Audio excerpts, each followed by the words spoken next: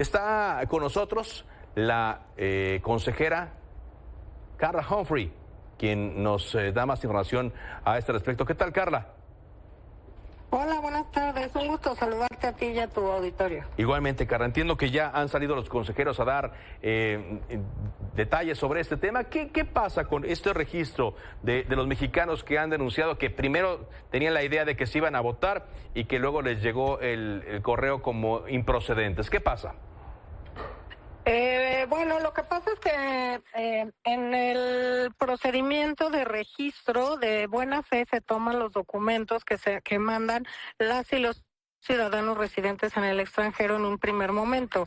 Dentro de la forma, los lineamientos que aprobamos el Consejo General del INE, se aprueba una revisión también de esta documentación, porque justo en el mes de abril estamos teniendo que declarar de conformidad con la ley la validez y definitividad del listado nominal del padrón y del listado nominal, que ahora vamos a tener 4 distintos listados: el listado en el extranjero, el listado de voto anticipado, el listado de voto en prisión preventiva y el listado, digamos, a nivel nacional. Y en estas revisiones se encontró que en el plazo que dimos de prórroga para el registro desde el extranjero, hubo un muy importante aumento de personas con credenciales de elector emitidas en nuestro país, más del 55% de aumento que se habían registrado para votar desde el extranjero.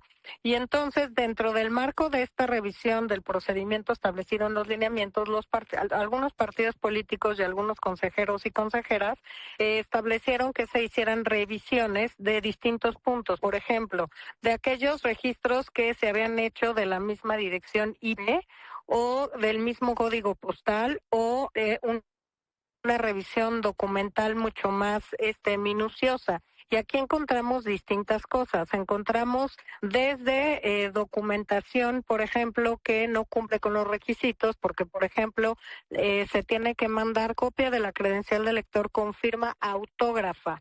Y en muchos de los casos no era firma autógrafa, sino era, digamos, un copy-paste de la firma que aparece en la credencial de lector, o comprobantes de domicilio de algunas solicitudes que solo cambiaban, por ejemplo, un estado de cuenta bancario que solo cambiaba el nombre del cuentaviente, pero incluso los datos del estado de cuenta y de los recursos que hay en ese estado de cuenta eran los mismos, solo cambiaban el nombre. Así que lo que se hizo es, después de estas revisiones, determinar cuáles en este momento no resultan precedentes y abrir este plazo para que se subsanen estos errores que puede haber para que puedan votar desde el extranjero. Muy importante decir que en este momento no es que alguna persona se haya quedado sin votar, porque las personas podrían votar, por ejemplo, si no se inscribieron para votar ellas desde el extranjero, pueden votar en su casilla aquí en México, y si se registraron para votar desde el extranjero,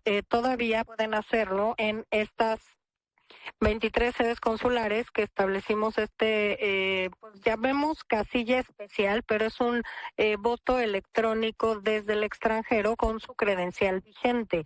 Lo que estamos haciendo es que con esta revisión vamos a garantizar que las personas que efectivamente, uno, cumplen los requisitos y dos, si se registraron para votar desde el extranjero, puedan hacerlo de conformidad con la vía que eligieron para emitir este voto. Esto quiere decir, Carla, que cabe la posibilidad de que personas que, no sé, a lo mejor no están en el extranjero, que están aquí en México, quisieran hacer un trámite haciéndose pasar como ciudadanos mexicanos en el extranjero para poder votar.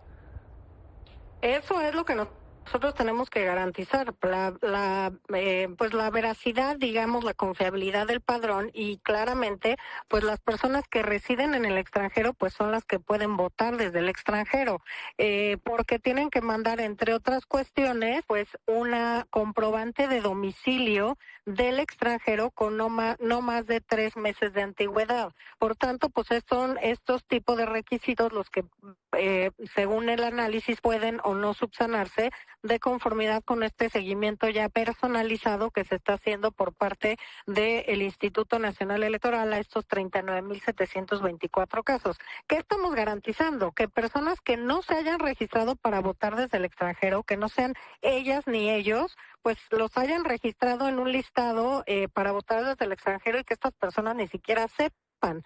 Por tanto, pues no es muy importante tener esta comunicación directa con la o el ciudadano para confirmar que efectivamente son ellos y que están residiendo y van a votar, determinaron votar desde el extranjero. Así que me parece que lejos de llamar a dudas, es un procedimiento que fortalece, son protocolos habituales que tiene el Instituto Nacional Electoral para fortalecer esta confiabilidad del padrón, que pues es la columna vertebral de nuestras elecciones.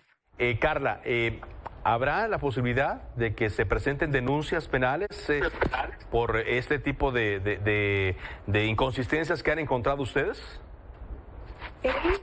Sí, sin duda.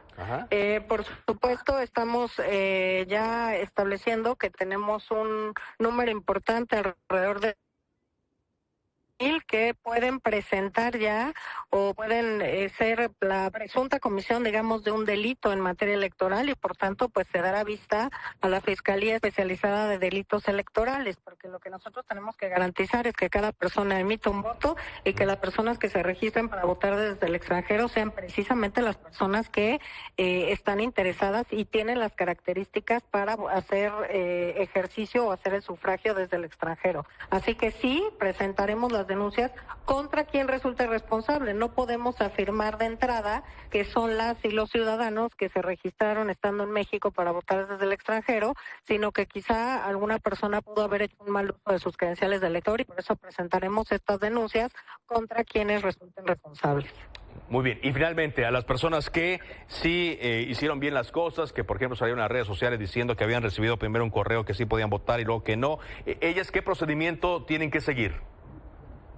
El procedimiento hemos visto, sobre todo en redes sociales, y nos han llegado a las y los consejeros electorales, pues muchas cadenas de estos chats, ¿no?, que intentan ayudar. Yo les diría que en lugar de llenar al Instituto Nacional Electoral de folios y llamadas, etcétera, se concentre cada persona en hacer su llamada, proporcionarnos sus datos y su folio para que podamos hacerle este seguimiento personalizado. Ya durante el fin de semana les hemos enviado un correo personalizado a cada una de ellas para decirles que qué tienen que hacer para subsanar su registro para poder votar desde el extranjero. Así que las vías son hablar al INETEL, que es sin costo, y también a la dirección que se proporciona, votoextranjero@ine.mx, para que podamos solventar estas determinaciones y entonces que puedan hacer efectivo su derecho al voto desde el extranjero. Muy bien.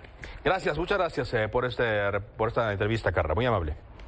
Muchas gracias. Buenas tardes. Buenas tardes. Bueno, pues ahí está.